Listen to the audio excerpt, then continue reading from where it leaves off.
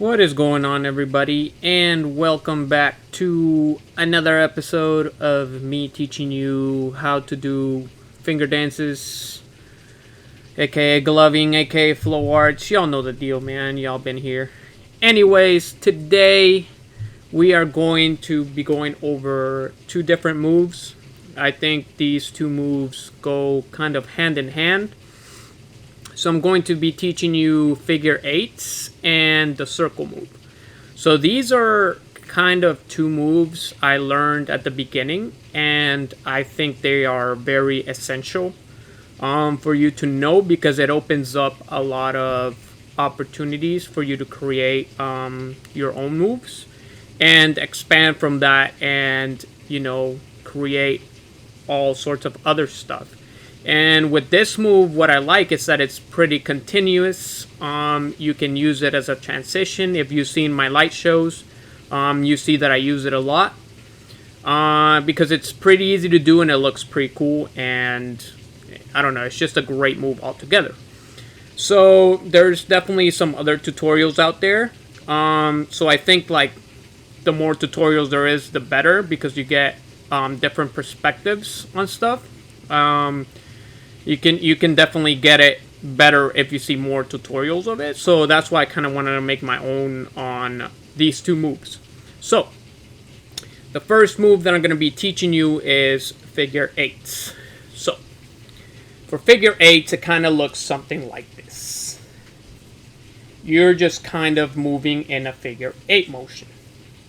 It's kind of similar to liquid, and you can do all sorts of variations of figure eights, right? You can be doing a lot of stuff with just figure eights. And like I said, it flows together with all the other fluid concepts that you can do. And it's just a great move altogether. So whoever invented it, I don't really know who it was. Definitely not me, but I can definitely try to teach you how to perform it, and hopefully it'll open up more potential for you to be giving more firelight shows, right? So for the figure eight, you're basically moving in a figure eight motion, right? So you're going to be beginning with both of your hands open like this, right? It's like you just open your hands from a prayer position out in the open. Now you kind of want to start moving in a circle motion, right? This video is not mirrored, but you can really do it whichever way you want. You can follow along if you want from this position with your dominant hand or non-dominant hand. But pretty much when I do it, is my dominant hand leading, right? It's kind of like liquid, right? One hand is following the other in the figure eight motion. So you begin with your hands out like that. You're just showing your palms. And basically you're going to start with your dominant hand going in a circle motion. Now, with this, you kind of want to move your other hand down as well, because you're following a pattern, right? You're following that figure eight pattern. So this one is going to go up in a circle, and this one is going to go down. So it's going to look like this. Then you're going to be kind of in this position right here. So you start right here again. Then you go up top. This one is following. This one's just going to go down like this. So again. And boom. You end up kind of like in a tutting position, right? Like this is a very common tutting position. So you bring the other hand up. This one comes down and you end up right here, basically. So from here, Sharky did this, said something like this, like you fan them out. So basically what you want to get used to over here is going from side to side, right? You're just basically pivoting from the back of your hand. So you're basically just pivoting one hand in, one hand out, right? That's all you're really doing. So get used to that motion, right? Sometimes I like to do this move right here. Just kind of like you're just fanning each hand. So anyways, again, we start from the beginning. Both hands out. This one goes on top. This one goes on the bottom. You're going to end up like this. and you're going to fan the hands over. Now, your non-dominant hand is going to be coming up, and this one is going to be coming down. And you're basically doing the same thing, right? You're just following that same pattern, and you bring it in a circle, and you're going to end up in the same position, right? This is basically all I did. So you want to get used to that motion, right? So up, down, you're doing that fanning motion. Hold on. And then you bring it up again. You want to get that rotation right, though, so the pattern looks kind of accentuated, right? So you bring it down, you fan it. Now this one's coming up, and then you kind of rotate. You rotate your wrist so you can end up at the same position again. And then you basically just repeat, right? So this is what it's going to look like if you're not doing the motion. You're just doing it with your hands, right? Fan, up, fan. You're basically just moving in a circle and rotating those wrists, right? You're using that back of your hand as a pivot point. So up, down, move your wrist, and you're back again. Now, you can definitely rewind, repeat this video, whatever you need to do. Take your time, guys. It's not a race, not a competition, right? Unless you're competing gloving, but that's beside the point. Anyway, I'm gonna do it again slowly so you can see this motion. Slow the video down, do whatever you gotta do so you can get this motion. Like, trust me, once you do it a couple times and you practice that, you're going to get it. It's really not that complicated. So that's what it's gonna look like if you're just doing it in place, right?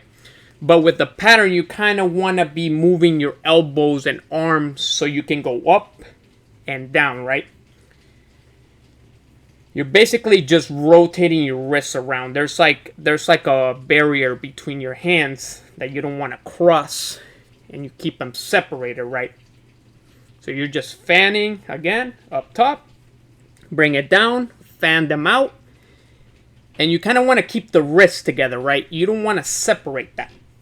You kind of want to just keep that together and return, right? So again, I'm gonna do it again over here.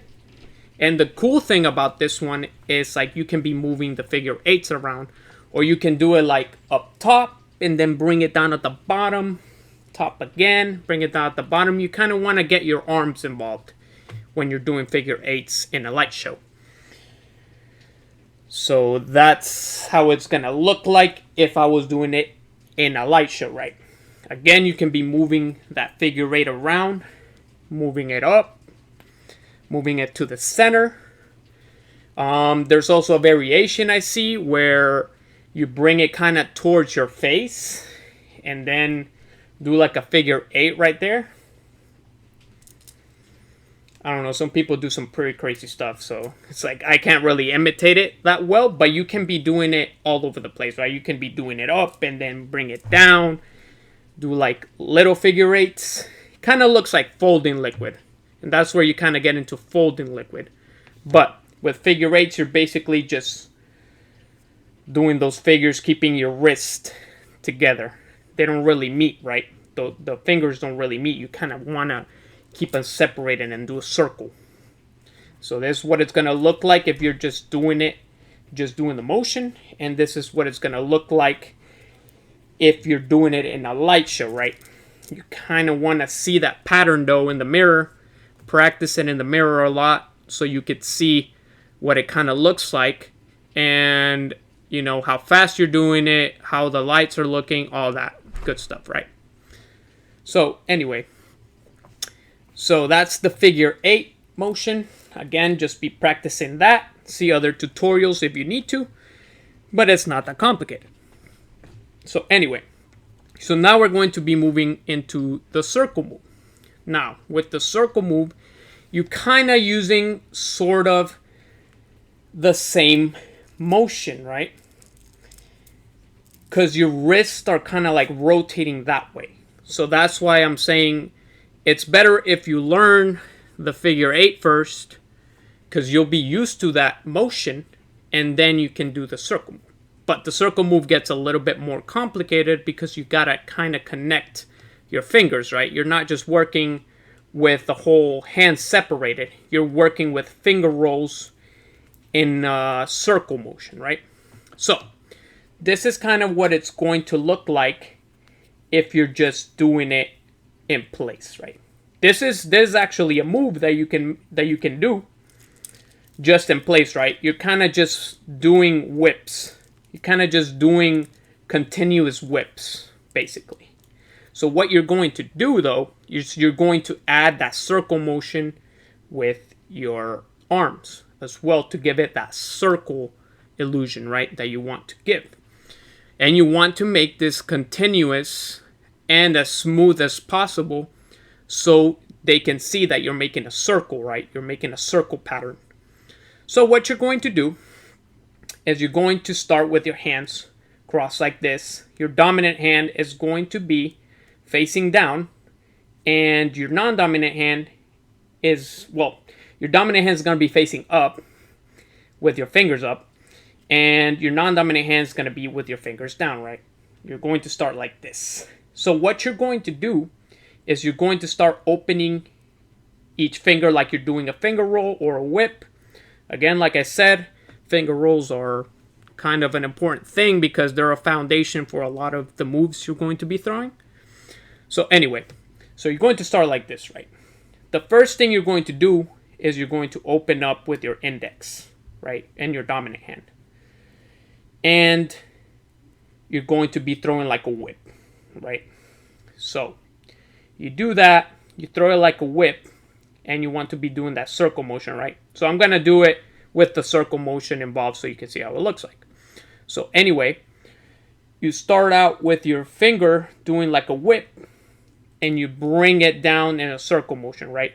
Once it starts going down, though, once this one starts going down, you're going to start closing that whip, right?